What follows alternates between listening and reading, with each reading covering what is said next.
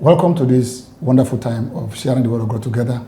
And I know God will just talk to you today and encourage you to learn how to use God's Word for your own profit and learn how to please God through life. And one of my desires in this series of short teachings is to help us lay hold of the truth, to be able to walk with it and experience freedom. And I want to bring today a particular truth that will help you, that will strengthen you and encourage you to live your Christian life. You know, when you see Christians today, they want to do what Jesus did. And we need to learn how to do that exactly. I want us to go to John chapter 14 and give us some light of how to do the works of Jesus. And right now, as we open this, I know many of us will have heard these verses in the Bible, which is quite fantastic and beautiful. Now listen to it. I know you have heard it before. It says this in John chapter 14, verse 12. Verily, verily, I say to you, he who believes in me, the works that I do, he will do also.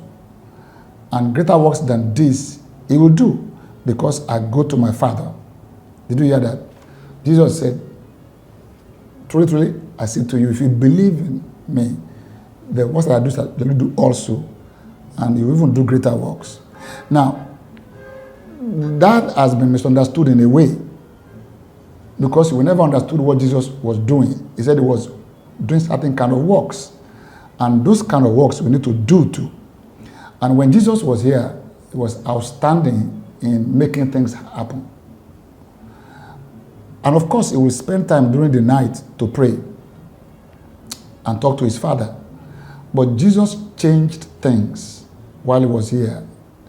He effected changes in the daytime. And I want us to see how he actually changed negative things. We'll read a set of verses in the Bible, and it will give us some light. And this word will stand out about how Jesus did certain work and changed the wrong things to the right. We will start with this in Luke chapter 4. Shortly after he was baptized by John the Baptist, he went to the wilderness to be tempted. When he came out of temptation, he began to preach and teach and heal all over the region of Galilee. And the Bible said this, he got to a city called Capernaum. While he got in there, he began to teach. Let's read it. That's Luke 4:31.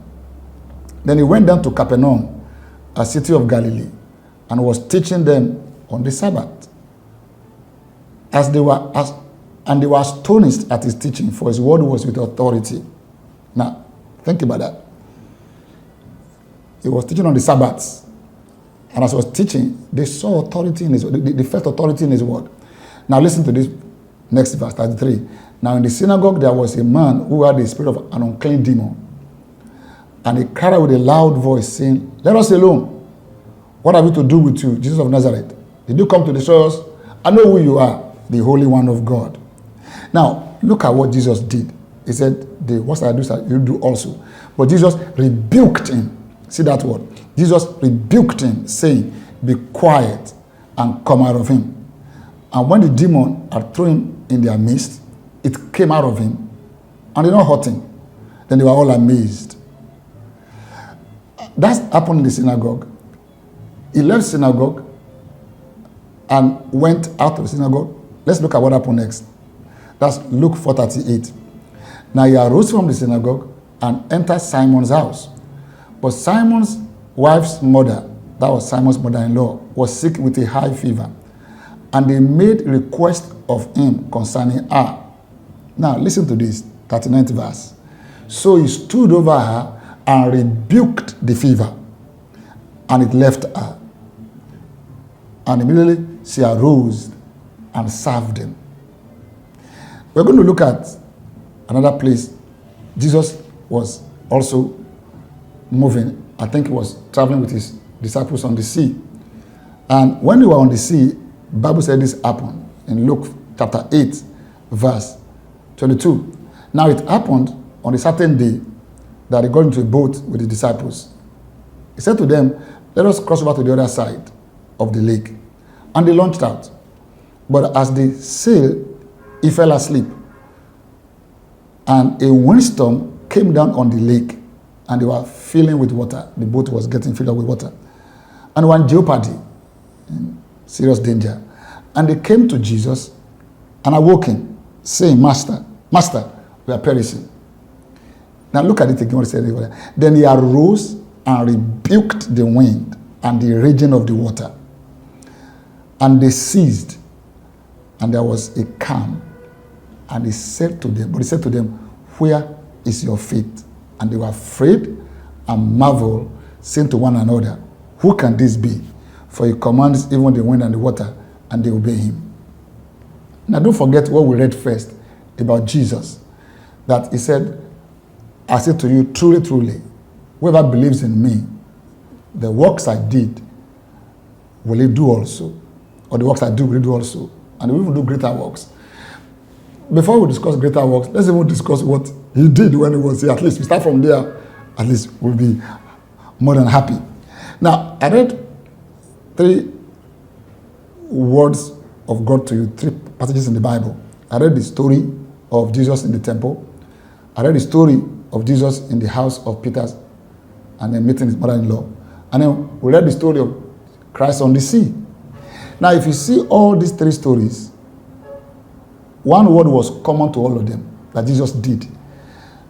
When the demons spoke out and said, leave us alone, what have to do with us? The Bible said Jesus rebuked that spirit. He said, be quiet and come out of him. That's what he did. Then he went to the house of Peter. When he got down there, they told Jesus that the mother-in-law was having a high fever. Jesus stood over her and rebuked the fever. Interesting. He rebuked the unclean spirit. Second, he rebuked the fever. Then the last one we read about him on the sea, that's Christ on the sea. And that was it. This windstorm that was turning the water up down, and they were in serious danger. Jesus got up. The Bible said he arose and rebuked the wind and the raging of the water. In all these 3 events, Jesus did a particular work, and that's the work of rebuking. Amazingly, that work seemed to affect changes in the situations. Amazingly. If you notice, he didn't pray. Facing these adverse situations, he didn't talk to God. He didn't beg God to come on the situation. He didn't plead with God to manifest himself. He just got up. The first one, he spoke, he rebuked the spirit. The second one, he rebuked the fever. Third one, he rebuked the wind and the storms. I noticed that Jesus did something very interesting. He rebuked unclean spirit, he rebuked sickness, and he rebuked adverse circumstances. If we are going to do the works of Jesus, I think we should get into the work of rebuking. So let's look at this work of rebuking in greater detail in our next episode. If you don't rebuke, we may not see any changes. Jesus rebuked the circumstance of the water and the wind creating a storm. He rebuked the fever. He rebuked the unclean spirit. And amazingly, all the 3 events changed because Jesus rebuked. What does it mean to rebuke? Why rebuking? Why can't you just talk to God? We will hear that in our next episode. Thanks for listening.